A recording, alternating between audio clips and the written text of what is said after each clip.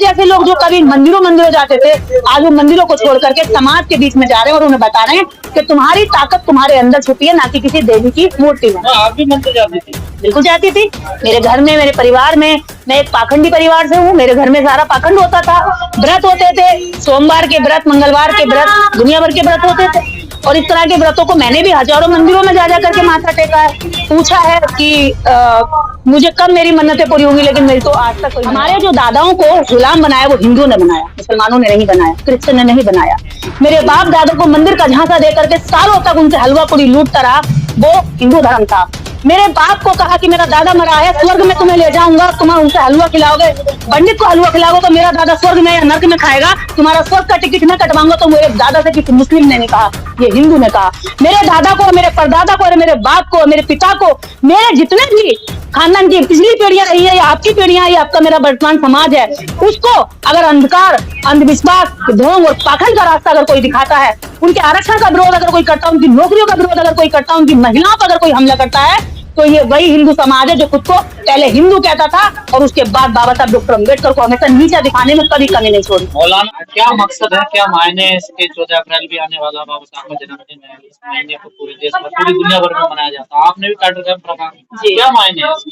देखिए, किसी भी युद्ध के लिए जब हम निकलते हैं तो पहले हमारी ट्रेनिंग बहुत जरूरी होती है। अगर हम बिना ट्रेनिंग के उतरते हैं तो मारे जाते हैं। और ऐसा ही बहुत बार हमारे साथ होता है कि हम लोग जो वैचारिक जंग लड़ रहे हैं, हमारी लड़ाई गोला बारूद तोप की नहीं है, वैचारिक जंग है। और वैचारिक लड़ाई में हमें वैचारिक रूप से एकदम मजबूत और सही मार्गदर्शन की जरूरत पड़ती है। तो ऐसी जरूरत में होता क्या है कि हमारे समाज में जो लोग काम करने निकलते हैं, या सुनकर या बोल कर या कहीं से पढ़कर, होता क्या कि बड़ी गर्म जोश में, क्योंकि अम्बेडकर जो विचार है ना, वो एक आग की तरह है, एक तूफान की तरह उठता है व्यक्ति के मन में। और जब वो उठता है तो व्यक्ति परिवर्तन की चाह रखता है, और जब परिवर्तन की चाह रखता है तो वो चाहता है कि बहुत जल्दी से समाज का भला हो जाए। ऐसी स्थिति में कई बार वो कुछ ऐसा भी कर देता है कि दुश्मनों के मतलब झूठे मुकदमों में भी फंस जाता है। तो ऐसी स्थिति में जरूरत है कि उनको आने वाले समय की जो चुनौतियां हैं उनके बारे में आगाह किया जाए, उनके बारे में बताया जाए, उन्हें महापुरुषों की सही जानकारी, सही इतिहास तथा उनके अंदर जो छुपी हुई ताकत है उसका एहसास कराया जाए। तो वैचारिक युद्ध की तैयारी चल रही है। बिल्कुल, देखिए, इस देश में वैचारिक युद्ध आज से नहीं है। वैचारिक युद्ध उस समय से है जब से अंधेरा रहा है, जब से उजाला रहा है। ये उजाले की लड़ाई अंधेरे से है।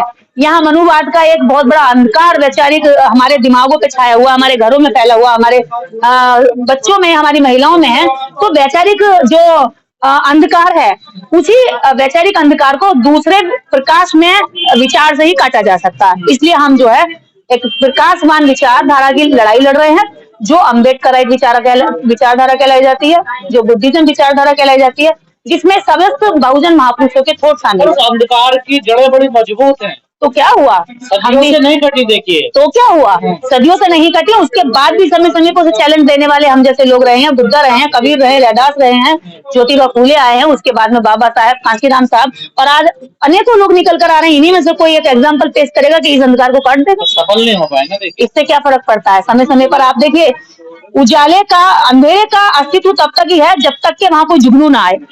अगर फर्क नहीं पड़ता तो इस देश के अंदर झूठे मुकदमे ना हो रहे होते अम्बेडकरवादियों पे। अगर फक्र नहीं पड़ता, फर्क पड़ता है। इसीलिए हजारों आप देख रहे होंगे कथावाचक तैयार कर दिए, साधु साध भी तैयार कर दिए, हजारों चैनल बौखलाए हुए हैं, रात दिन पाखंड ज्योतिष भाग्य भविष्य देख रहे हैं।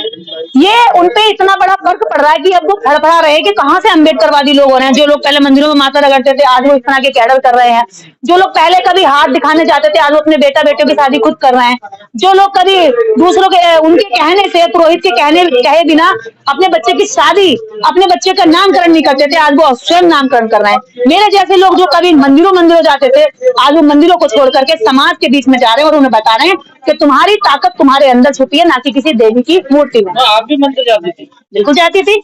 मेरे घर में, मेरे परिवार में, मैं एक पाखंडी परिवार से हूँ। मेरे घर में सारा पाखंड होता था, व्रत होते थे, सोमवार के व्रत, मंगलवार के व्रत, दुनिया भर के व्रत होते थे। और इस तरह के व्रतों को मैंने भी हजारों मंदिरों में जा करके माथा टेका है, पूछा है कि मुझे कब मेरी मन्नतें पूरी होंगी, लेकिन मेरी तो आज तक कोई मन्नत नहीं। आप जिसे पाखंड रहती है, दूसरों से आस्था मांगते हैं ना। देखिए, अगर आप पाखंड और आस्था में विश्वास नहीं अंतर नहीं रखोगे तो आप पाखंड का शिकार हो जाओगे और उस पाखंड से भगवान का भला नहीं होता, उससे एक मंदिर में बैठे हुए पंडित का भला होता है। और इस देश के अंदर विचारों की लड़ाई में वो हमेशा आपको पाखंड परोसेगा, क्योंकि पाखंड से वो अच्छा भोजन, अच्छी दक्षिणा, अच्छा पैसा और अच्छा जीवन जीता है। इस तरह तो टकराव की स्थिति बन जाती है ना आप ये लोगों टकराव नहीं है, वो हमारे दुश्मन है, हमारे पुरखों को उन्होंने गुलाम बनाया, हम उनको गुलाम बनाने की लड़ाई नहीं लड़ रहे हैं, हम खुद को आजाद करने की लड़ाई लड़ रहे हैं। टकराव का है दीदी वैचारिक लड़ाई की जब बात कर रहे हैं तो बहुजनों में ही जो बहुजन कार्यकर्ता हैं उनमें अब अनुशासनहीनता देखने को मिलती है। बड़े बड़े कार्यक्रमों में अगर कुर्सी मिल जाए तो छोड़ने का नाम नहीं लेते। देखिए, वो बहुजन नेताओं में, बहुजन लोगों में ये समर्पण और त्याग की भावना होनी चाहिए। आज ये कैडर था, आपने देखा होगा, मैं कैडर के आयोजक होने के बाद भी नीचे बैठी थी, सब लोगों के बीच में बैठी थी और उसी जमीन पे बैठी थी। बाकी सब लोग कालीन पे थे, मैं कालीन से नीचे बैठी थी, केवल यही दिखाने के लिए कि हम लोग सब बराबर हैं। और अगर बात करें बराबरी की तो अम्बेडकरवाद बराबरी सिखाता है। रही बात किसी व्यक्ति के ईगो की, तो व्यक्तिगत ईगो जो है हर किसी में थोड़ा बहुत कम और थोड़ा बहुत ज्यादा होता है, लेकिन जब समाज में उतरते हैं तो हमें वो पीछे छोड़ देना चाहिए, क्योंकि समाज में ईगो लेकर चलेंगे तो समाज को नहीं जोड़ पाएंगे। लेकिन अम्बेडकर को तो याद सब करते हैं सब, लेकिन उनके विचारों पर तो नहीं चलते ना। देखिए उनका नाम तो हर कोई लेता है। वो पता है क्यों नहीं चलते? क्योंकि लोगों को ट्रेन नहीं किया गया है। जैसे कि यहाँ आप, मैंने कोई भाषण बोला, मेरी दो बातें लोगों को पसंद आई, वो दो बातें बोल करके अपने आपको अम्बेडकरवादी समझते हैं। वो चार किताबें पढ़ने की कोशिश नहीं करते, चार बातें इससे सुन लेंगे, उससे सुन लेंगे, उससे सुन लेंगे, और आधी अधूरी जानकारी सबकी इकट्ठी करके वो अपने आप को पूर्ण समझ लेते हैं। तो ये जो हम लोग गलतियां कर रहे हैं, ये इससे हम दुश्मन के हाथ में पड़ रहे हैं और दुश्मन इसका फायदा उठा रहा है। अगर अम्बेडकरवाद को वास्तव में जीवन में उतारना है तो उसके लिए पहले अम्बेडकरवाद को बारीकी से पढ़ना होगा, समझना होगा, और उसको समझने पढ़ने के लिए वो क्रांति आपके खुद के मन में उठनी चाहिए, किसी के कहने से या किसी के दबाव में। आधी अधूरी भी है, उनके पास तो कुछ भी नहीं, सब झूठा, फिर भी वो देखिए मैं वही, भी है। पता है क्यों है? क्योंकि वो हजारों वर्षों से उसकी प्रैक्टिस कर रहे हैं। हमारे लोग इसकी प्रैक्टिस नहीं कर रहे हैं। वो लोग हजारों वर्ष से प्रैक्टिस कर रहे हैं कि मंदिर बनाइए, भंडारा लगाइए, जागरण करिए, कीर्तन करिए, ऐसे ऐसे सर हिलाइए, देवी माता आएगी। वो सब चीज की प्रैक्टिस करवाते हैं और वो प्रैक्टिस करते करते करते समाज की कई पीढ़ियां निकल गई हैं, इस साल की नहीं है। अम्बेडकरवाद का क्या है भाई? अम्बेडकरवाद आज मान लीजिए बाबा साहब के बाद जब संविधान लागू हुआ, बाबा साहब ने संविधान यहाँ पर किया, तो लोगों में जुबान आई, लोगों ने बोलना शुरू किया, लोगों ने जानना शुरू किया, लोगों ने अंधविश्वास को काटने के लिए अपने विचार रखने, अपने तर्क रखने शुरू किए। अब सोशल मीडिया आया तो मुझसे करोड़ों लाखों लोग जाने कहाँ हैं जिनको मैं जानती नहीं, लेकिन वो मेरे विचारों को जानते हैं। तो इसलिए आज जरूरत यह है कि अगर वो अपने झूठ को कॉन्फिडेंस से लोगों के बीच में बोलते हैं तो हमें भी अपने सच को कॉन्फिडेंस के साथ समाज में रखना चाहिए।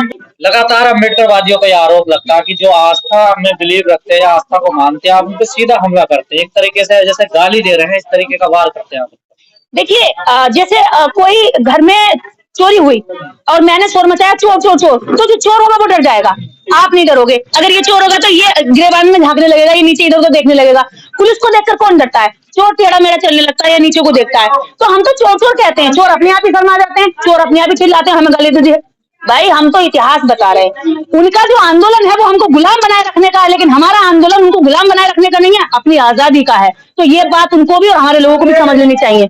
हम किसी पर वार इसलिए नहीं कर रहे कि हम उनकी महिलाओं पर अटैक करें, हम इसलिए वार नहीं करते कि हम उनको गुलाम बनाए, हम उनकी आजादी छीने, उनके हक अधिकार छीने।